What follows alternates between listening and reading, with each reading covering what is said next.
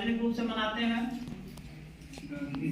गांधी जयंती होती है, ठीक है। और कोई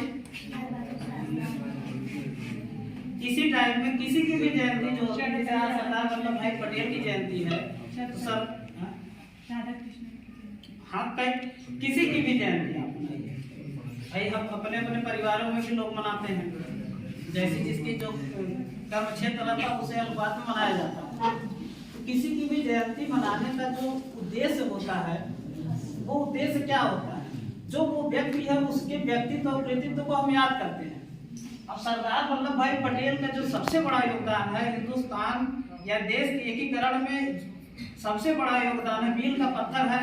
उस समय जो आप लोग अभी कुछ लोग कह रहे थे कि कई सौ रियासतें थी, सबकी एकीकरण समस्या आई, और उस समय 3 सबसे बड़ी रियासत जो थी उनकी एकीकरण ज्यादा समस्या आ रही थी। एक जो है गुजरात में थी, एक कश्मीर में थी, एक हैदराबाद में थी। लेकिन इन्होंने जो है, इसीलिए इनको भारत का बिस्मार्क भी कहा जाता है।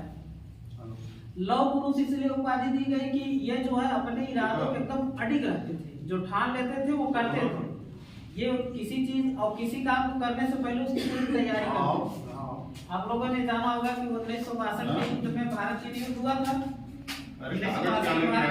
था, उसमें उस समय युद्ध में भारत की हार का एक और कारण था कि बहुत अच्छी तैयारी नहीं थी। तो कभी कभी हम लोग सोचते हैं कि अगर उस समय सरदार वल्लभ भाई पटेल रहे होते तो शायद इस युद्ध की दिशा कुछ और होती, क्योंकि वो कोई भी जैसे रियासतों के एकीकरण में जब वो काम कर रहे थे तो उससे पहले वो सारी भूमिका से तैयार कर लेते थे क्या करना है। तो जो एकीकरण उन्होंने दिया है, हमारा ये दायित्व है कि जिस रूप में भारत हमको मिला, देश हमको जिस रूप में मिला है, हम उसमें और सुधार करें और अपने आने वाली पीढ़ियों को उससे अच्छा भविष्य दें। अब किसी देश को एकीकरण का मतलब क्या होता है?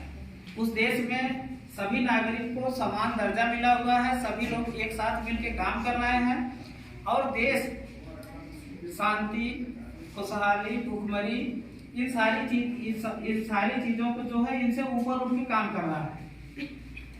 अब आप देखेंगे कि इस समय जो है बहुत तेजी से जो है तकनीक का युग कहा जा रहा है, नई नई तकनीकें हो जा रही हैं। अभी आपने देखा होगा कि इस समय AI आर्टिफिशियल इंटेलिजेंस की बड़ी बात हो रही है, सुना है कि नहीं आप लोगों ने? आप लोग मोबाइल भी यूज कर रहे हैं, ठीक है, वो सब नई तकनीकी हैं। लेकिन आज हम अपने आप को अगर केवल देखिए, केवल बात करने से कहिए आप कि हम विश्व गुरु बन रहे हैं, विश्व गुरु बन रहे हैं, लेकिन उस विश्व गुरु की प्रासंगिकता क्या होगी? जब हमारे यहाँ के ज्यादा से ज्यादा लोग शिक्षित होंगे, ज्यादा से ज्यादा लोग शिक्षित होंगे तो शिक्षा का प्रसार बढ़ेगा और धीरे धीरे वो तकनीक के क्षेत्र में, कृषि के क्षेत्र में, विज्ञान के क्षेत्र में, साहित्य के क्षेत्र में, सभी क्षेत्रों में होगा। अब आप एक तरफ कहते हैं कि हम अपने आप को विश्व गुरु कहते हैं, क्या इस समय आप देखिए कि तकनीक के मामले में क्या कोई मोबाइल कंपनी या लैपटॉप कंप्यूटर कंपनी भारत की है? हम किसी और पे निर्भर हैं कि नहीं है? तो विश्व गुरु तभी आप होंगे जब आप हर एक चीज में अपने तकनीक, शिक्षा, रोजगार, कृषि, इन सारी चीजों में आप सक्षम होंगे, इस पे आत्मनिर्भर हो जाएंगे, तब जाके आप कहेंगे कि हम विश्व गुरु हैं। आप देख रहे होंगे कि एक तरफ जो है आप यहाँ पूंजी का संकेंद्रण बहुत तेजी से हो रहा है। कुछ पूंजीपतियों के पास पैसा खूब जा रहा है, लेकिन वही आप देखेंगे कि भूखमरी में भारत का सूचकांक भी घटता चला जा रहा है। तो क्या ऐसी स्थिति, क्या इसी देश का सपना उन्होंने देखा था कि पैसे का कुछ जगह संकेंद्रण हो, बाकी लोग जो है गरीब होते जाएं? उन्होंने यही सपना देखा था ना कि आजादी के बाद भारत कैसा बनेगा, सभी लोग खुशहाल होंगे, सबके पास जो है आय का साधन होगा और आय के साधन में कोई भेदभाव नहीं होगा। भेदभाव मतलब है कि उस समय आजादी से पहले बहुत सी विसंगतियां थी, जब विसंगतियां वो जातीय भी थी, धार्मिक भी थी, लेकिन उन चीजों को दूर करने के लिए इसीलिए आपका जो संविधान बना और लिखा गया, इसीलिए उस समय हर वो विसंगति को इंडिकेट किया गया कि हम जाति से परे रहेंगे, धर्म से परे होकर काम करेंगे, लिंग से परे होकर काम करेंगे कि भाई महिलाएं नहीं करेंगी, वो नहीं करेंगी, या फला जात के व्यक्ति है तो नहीं करेगा। तो ये सारी चीजें जो है उस समय जो है सरदार वल्लभ भाई पटेल को सरदार की उपाधि क्यों दी गई थी मालूम है आप लोगों को?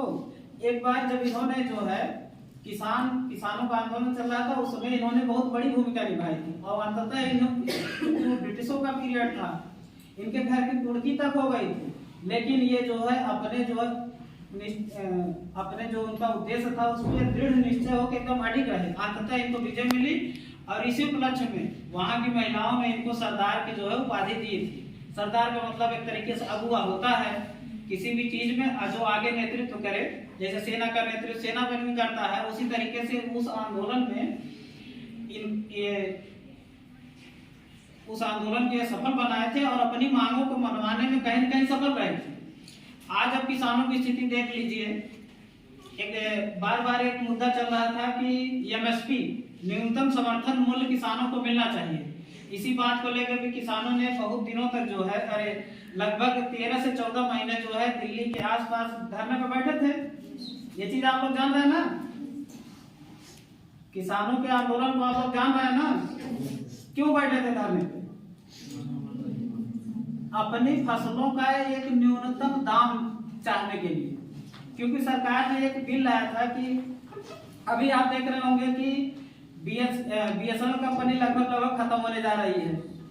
और बीएसएनएल जब कंपनी हुआ करती थी तो आप लोग जो है बीएसएनएल का सिम खरीद लीजिए तो कम से कम इनकमिंग हमेशा बनी रहती थी।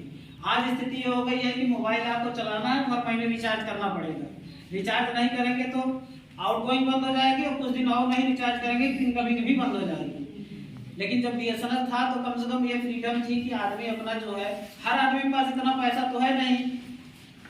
कुछ परिवारों की स्थिति ऐसी है कि एक मोबाइल, पूरे परिवार में अगर 8-10 सदस्य हैं तो एक मोबाइल वो रिचार्ज करते हैं, उसी से सबका काम चल जाता है।